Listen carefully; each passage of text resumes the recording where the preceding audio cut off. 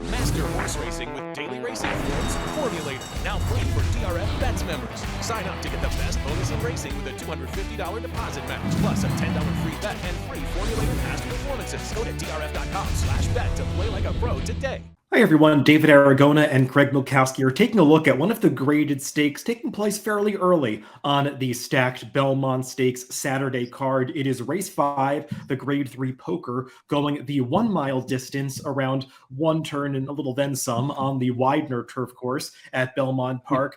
And let's throw up the field for this race. Craig, we've got 7 runners signed on for the turf, 1 MTO, Bourbon Calling, drawn in the number 8 post. So we won't really discuss him too much, but among the 7 that are entered for turf, we are going to have a substantial favorite in the number 1, Chez Pierre, who just had a breakout performance last time, winning the Grade 1 Maker's Mark Mile. Yeah, that was quite the effort, beating Modern Games at Keeneland. Just blitzed the field that day, showed some speed he hadn't shown before. Seems like a legitimate effort. This is a pretty tough field. I couldn't really argue with anybody if they tried to make a case for any of the other horses in here, but Chez Pierre is clearly the horse to beat. Yeah, as you said, some talented horses in this race, but they're all going to have to step up their game if they are going to beat this heavy favorite. Before we get to the main contenders, let's take a look at the Timeform US pace projector for this poker. And no real surprises here, Craig. The number 7, Filo di Ariana, is a horse that has shown a lot of speed when he's been successful in the past. So you have to imagine the game plan with him is going to be to go to the front end from that outside post position. But Chez Pierre has plenty of tactical speed. I think he's going to be happy to slot in right behind that horse. I guess the runner that I'll be most interested to see how he's ridden is the number 2, Emirati, who did show a lot of speed in his last race in the Bernard Baruch when he won that at Saratoga, but prior to that hadn't really been a confirmed frontrunner. No, that race kind of seemed to come out of nowhere. It also was his last race, I believe, and he's been laid off ever since. So we have some of that in here. Cohorses coming off of long layoffs. But as for the pace, I think the no flag is probably the right call. I think it'll be a solid pace, but nothing too crazy up front. Let's make our way through this field in post position order, beginning with that heavy favorite drawn down towards the inside. The number 1 is Chez Pierre. And let's take a look at his last race in the Maker's Mark Mile when he was such an impressive winner. Greg, he broke alertly this day, took back off a horse that seemed like he was intent on the lead, but when he took over from that long shot rival at the top of the stretch, nobody else could get into the race just based on the power with which this horse was finishing. And there were some good runners behind him trying to make up ground on him, including Modern Games, who came back to win a tough Group 1 in Europe in his next start, and also Up to the Mark, who came back and was so impressive, winning the Turf Classic on the Derby undercard. So that performance seems like it was totally legitimate, and the Timeform US speed figure just in another stratosphere compared to the others in this field. Yeah, it was a huge effort. And we saw some big numbers from him as a 4-year-old. Something must have went amiss after his race at Laurel. He had a little bit of a tough trip in the Tampa race, but boy, did he explode last time. That 121 or 129 is a legitimate grade 1 Timeform US speed figure. Yeah, he's not competing in the Grade 1 Manhattan, the feature turf race on Saturday at Belmont, but there's an argument he is the best turf horse that is running on this Belmont Saturday card. Up next is the number 2, Emirati, and like we were saying in the pace projector, he did show some unexpected speed last time in the Bernard Baruch. We'll take a look at the stretch run of that race, and he just got out to the front end, was able to set some honest fractions, but really never let anybody else get into the race at any point.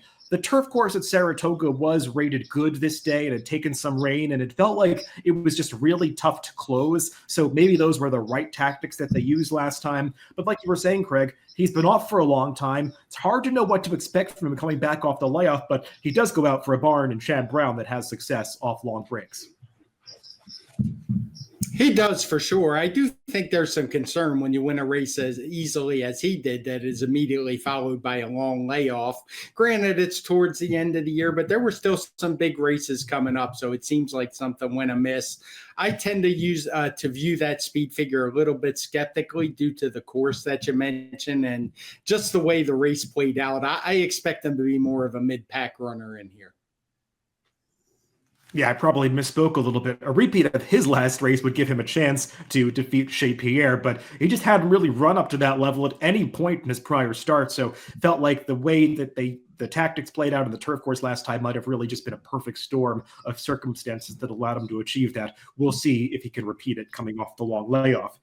Chad Brown has another runner in this race at a bigger price, and the number 3, McKinnon. Let's take a look at his last race when he was the runner-up in the Hill Prince at the end of October of his 3-year-old season. And Greg, this was going 1.125 miles. Feels like 1.125 miles is really pushing this horse's stamina to the limit, and you can kind of see that here. He forges to the lead at mid-stretch, but just can't really sustain the bid in the final furlong and gets run down by Celestial City, who was really moving in the right direction towards the end of last year. But you can kind of see this horse is fading in the final 16th of a mile here. I think the turn back to a mile is really going to benefit this horse, and he's moving up to make his 4-year-old debut after last competing as a 3-year-old. So there could be some upside here, but I think you're going to have to bank on him improving if he's going to be competitive here.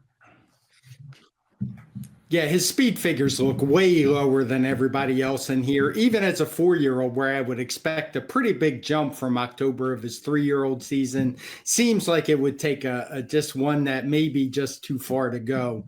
He has some talent. We saw it. He started his career winning races on the turf. They tried dirt with him, but he seems like he just caught too tough of a field here for a grade 3. Or it's for the grade it is. It's a race that just drew a very strong group.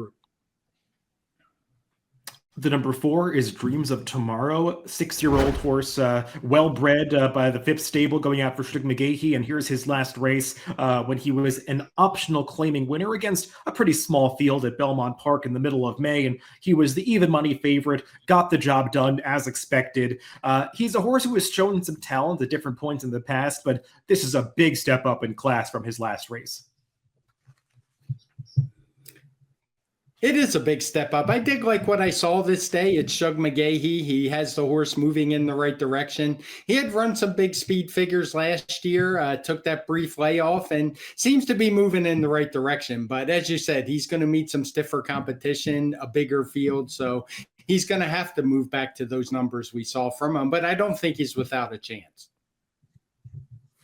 The number 5 is Anaconda, who did recently win a stakes race at Belmont Park, though probably a softer spot than this one, winning a listed stakes, the Elusive Quality, in the early May. And this horse had to encounter a little bit of traffic on the far turn, but he was saving ground every step of the way, tipped out at the top of the stretch under an excellent ride from Kendrick Carmouche, and is just able to nail runner-up Yes and Yes at the finish. This is an honest horse, Greg, who seems to show up every time. He's pretty versatile, can sprint, can go a mile, but this just feels like it might be too tough of a class test for him. Yeah, you can see it in the speed figures. He hasn't hit the 120 mark. He always shows up. He runs his race. He lost that race by a nose to Big Everest, who's already since come back to win another race. He's been on a bit of a tear, but just seems like he would need a pretty big jump up. And as a 6-year-old, that might be a stretch. The number 6 is Emmanuel. Let's take a look at his last race when he was narrowly beaten 3rd in the Dinner Party Stakes at Pimlico on the Preakness undercard. And this was a blanket finish. I think we had 5 horses hitting the wire together. And Emmanuel is taking a run at the leader here, a tone in mid-stretch. Looks like he's going to reel that rival in, but then they both get swallowed up by the closers in the final stages of this race. This horse had shown some talent when he first got on turf as a 3-year-old, came back off a layoff this winter in Florida and showed some improved form, but feels like he's just hit a little bit of a plateau from a speed figure standpoint, Craig. So he's going to have to take a step forward. Yeah, when he won those first 2 races to start the year, it seemed like maybe he was one of the better turf horses visually. But when you looked at the speed figures, maybe it was just the competition. Those were grade 3 races. And this seems like a race that would fit, but he would probably need to jump forward to beat the favorite. Yeah, and he was no match for Shea Pierre when he tried him in the Maker's Mark 2-back. Didn't get off to the best start that day, but still was not in the same league as that horse. And Craig, maybe the most intriguing runner taking a shot at Shea Pierre here is that horse drawn towards the outside, the number 7, Filo di Ariana. And we'll take a look at his last victory in August of 2022, so quite some time ago, when he was the gate to wire winner of the King Edward Stakes, going a mile at Woodbine. So a similar configuration to what he's going to face at Belmont Park on Saturday. And this horse does possess some dangerous early speed, and you have to imagine they're going to be looking to clear off to the front end here, just given the success he's had using that running style. I am a little concerned, though, Craig, that he's done all of his best running at Woodbine and seems to be a specialist over that turf course.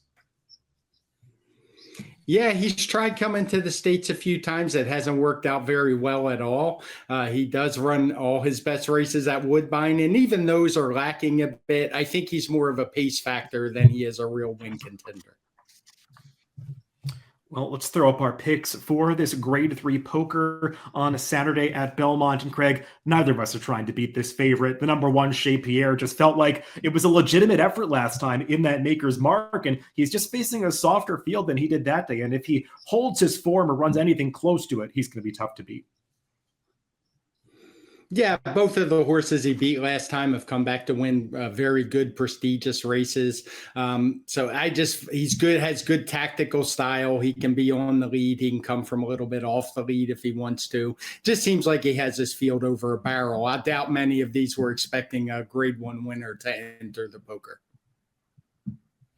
Yeah, we both have long shots in the second spot. You going with number 4, Dreams of Tomorrow for your second pick. Me, the number 3, McKinnon. And if you're going to bet this race, that's what you have to try to do. Get somebody that's a price underneath Shea Pierre in here, because he just looks very tough to beat in the Grade 3 poker on Saturday at Belmont Park. Good luck if you're playing the races this weekend.